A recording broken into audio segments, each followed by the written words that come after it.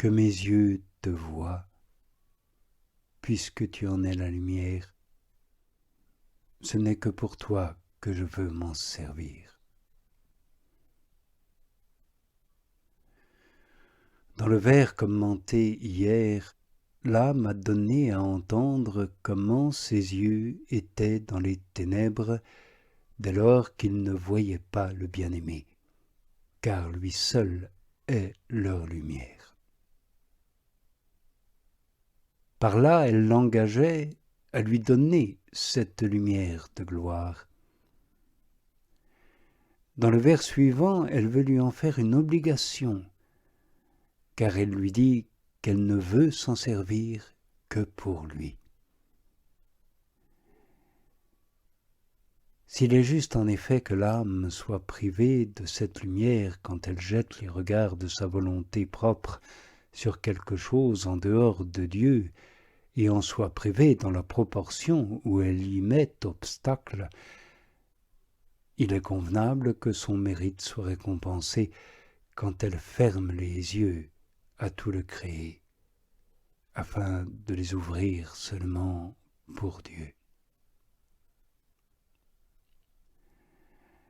Dans la strophe suivante, la 11e, l'âme, embrasée du plus ardent désir de s'unir à son divin époux, interpelle « Ô fontaine cristalline, sur tes surfaces argentées, si tu faisais apparaître tout à coup les yeux tant désirés que je porte esquissés dans mon cœur. » En effet, comme elle ne trouve dans aucune créature le moyen de le réaliser, elle se tourne de nouveau vers la foi, qui lui donnera les lumières les plus vives sur le bien-aimé, et qui sera son intermédiaire. En réalité, elle n'a pas d'autre moyen d'arriver à la véritable union avec Dieu. L'époux nous le donne à entendre dans cette parole d'Osée « Je t'épouserai dans la foi ». Elle lui dit donc, tout embrasée du désir de cette union, « Ô foi du Christ, mon époux, si ces vérités concernant mon bien-aimé que tu as infusées en moi dans l'obscurité et les ténèbres, tu daignais me les manifester dans toute leur clarté. Si ces vérités de foi, connaissance confuse, tu daignais me les manifester et me les découvrir distinctement et parfaitement, les présentant soudain comme elles apparaissent en ta gloire. Elle dit donc le vers « Ô fontaine cristalline ».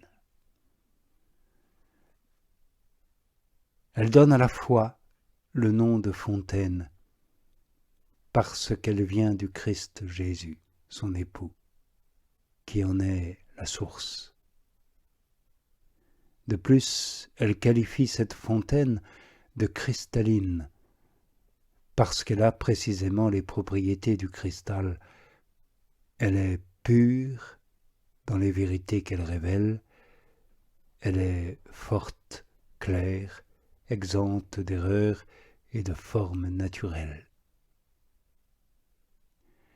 L'âme appelle donc la foi une fontaine cristalline parce qu'il en découle pour elle les eaux de tous les biens spirituels.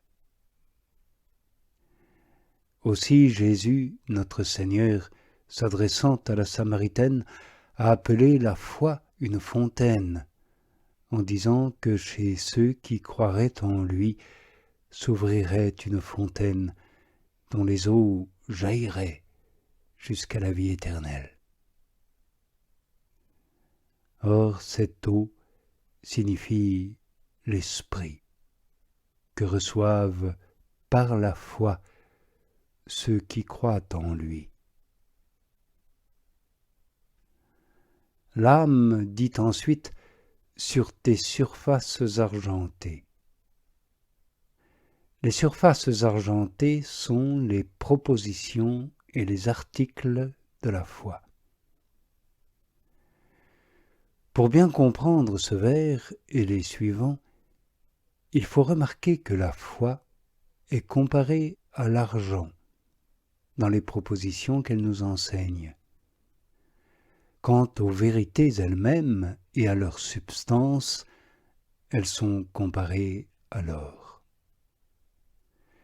Car cette même substance que nous croyons maintenant vêtue et recouverte de l'argent de la foi, nous devons la voir à découvert et en jouir dans l'autre vie, quand nous contemplerons l'or pur de la foi. Le psalmiste parlant de la foi s'est exprimé ainsi: « Si vous dormez entre deux camps, les ailes de la colombe seront argentées et ses extrémités seront de couleur d'or. »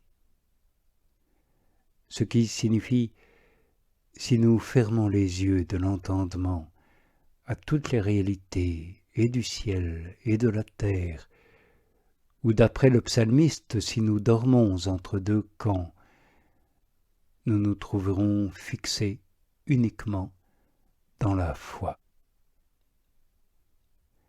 Il appelle la foi une colombe, dont les ailes, c'est-à-dire les vérités qu'elle nous annonce, seront argentées, car sur la terre la foi nous propose ces vérités obscures et recouvertes, d'où leur nom surfaces argentées. Au terme de la foi, quand elle aura cessé d'être, pour faire place à la claire vision de Dieu, il ne restera plus que la substance de la foi, dépouillée de cette surface argentée, et elle resplendira comme l'or pur. Ainsi donc, la foi nous donne Dieu en personne et nous le fait connaître. Sans doute il est voilé sous les surfaces argentées de la foi, mais ce n'est pas là un motif pour qu'il ne nous soit pas donné en réalité. En effet, si quelqu'un donne un vase d'or recouvert d'une couche d'argent, il n'en donne pas moins un vase d'or, malgré la surface argentée du vase. Ainsi, quand l'épouse du cantique désirait cette possession de Dieu, l'époux la lui promit, dans la seule forme possible en cette vie, et il ajouta donc qu'il lui ferait des pendants d'oreilles en or émaillés d'argent. Par là il lui promettait de se donner à elle sous le voile de la foi.